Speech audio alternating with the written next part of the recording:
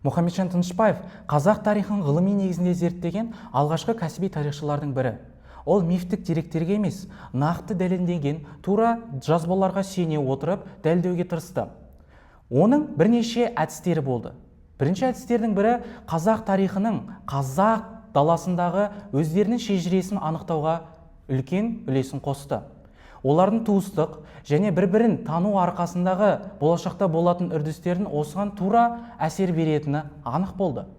Яғни, қазақ руының таралуын, олардың арасындағы туыстық байланысты талдап, этникалық ішкі логикасын құруға тырысты. Сол кездегі рулық түсінікті қаншалықты маңызды екенін әрбір халық жан білетін.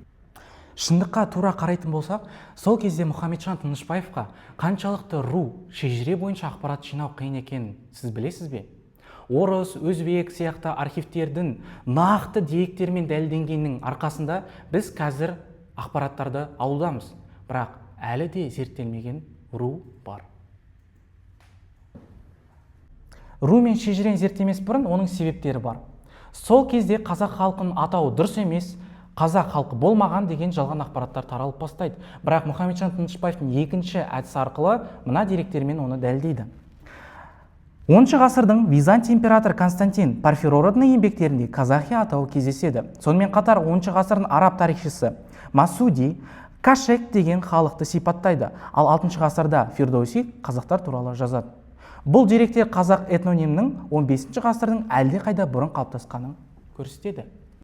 Үшінші кезекке келетін болсақ, Тынышпаев тарихи географикалық әдісті қолданады.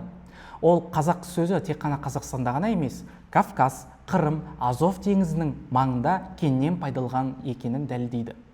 Сонда 1456 жылы кенеттен пайда болған мемлекет деген тұжырымды жоққа шығарып, қазақ сөзі және қазақ халқы ғасырлар бойы этникалық және саяси дамудың заңдық нәтижесі.